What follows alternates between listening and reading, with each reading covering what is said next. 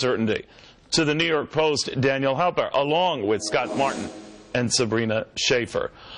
All right, Dan, I began with you, and of course that cover today that seems to put Hillary Clinton's physical ailments front and center. And yet that is an issue, isn't it? It's suddenly become, what do we know? How much do we know? What is the accuracy of what we know?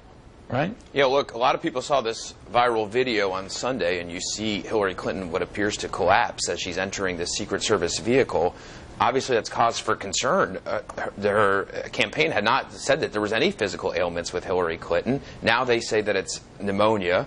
Now they say that's all it is. It can't be anything else. But, of course, since they hadn't disclosed it, it calls into question. A lot of people are wondering, well, what else is there? What else are they not disclosing? What is going on? And it's a very serious concern. Obviously, it's affecting the political race. And as you point out, perhaps it's even affecting the markets. Yeah, one of the things that came through with a Citigroup report, Sabrina, was this notion, gosh darn it, Donald Trump could win. Now, they posit that by saying his odds have risen to 1 out of 3, and I guess they've never been so high. But they also say that you know, it's a one-and-done event, the election, and anyone could pull that off, and now Donald Trump looks like he could just pull it off. So into this environment where markets were betting on a Hillary Clinton win, that doesn't mean they like her or hate her or like Donald Trump or hate Donald Trump.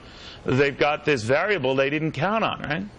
Right. I mean, there's so much uncertainty, Neil, right now. We're seeing it both sort of at the local level. I talked to lots of businesses who say, you know, we're just sort of in a holding pattern right now until we get through the election and figure out what the legislative agenda might be. And then at the macro sense, there's a lot of uncertainty for the markets. And I think one thing that we know is right now people are sort of wondering, what does this mean in terms of Hillary's continuation in the race? If it's one thing, and I think voters are sympathetic to personal problems, to illnesses, if Hillary Clinton is dealing with pneumonia, that's something that people can sympathize with. But we have to remember, this is a woman in which 68% of the country thinks is not trustworthy, is not honest. And so there's a lot that sort of adds to this uncertainty factor. It makes people wonder if she's really going to be able to see it through to November. Yeah, we're going to be touching on that with my next guest in just a second about what the contingency plans are being made. You hate to be fatalistic with this sort of stuff, but Democrats are the one talking about this, so we're going to talk to them in a second. But, Scott, the other issue is this oil drop. Now, normally when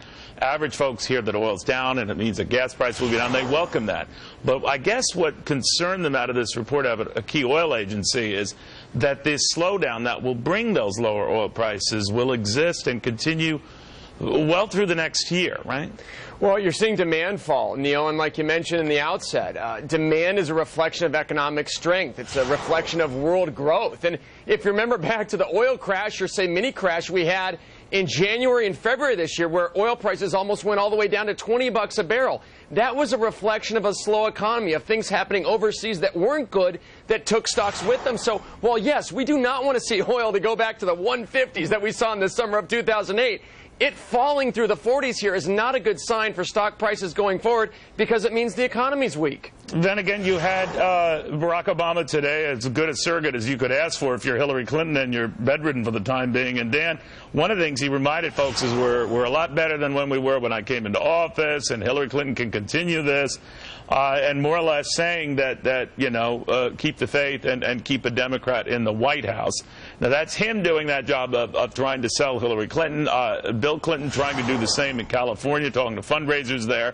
Is that working? Is that enough to offset these sudden new economic concerns that have popped up? Well, Hillary Clinton is running the most conservative race. By conservative, I mean, of course, just keeping the status quo. She's not offering to change anything. She wants to keep things pretty much the same as they are under Barack Obama. So in this sense, there is a certain amount of stability. There is a certain amount of understanding of where she's going, where she wants to take the markets, or I mean, you know, right, what she wants to do and how it would affect the markets, as opposed to Donald Trump, which is not very certain, which is like total change he's promising.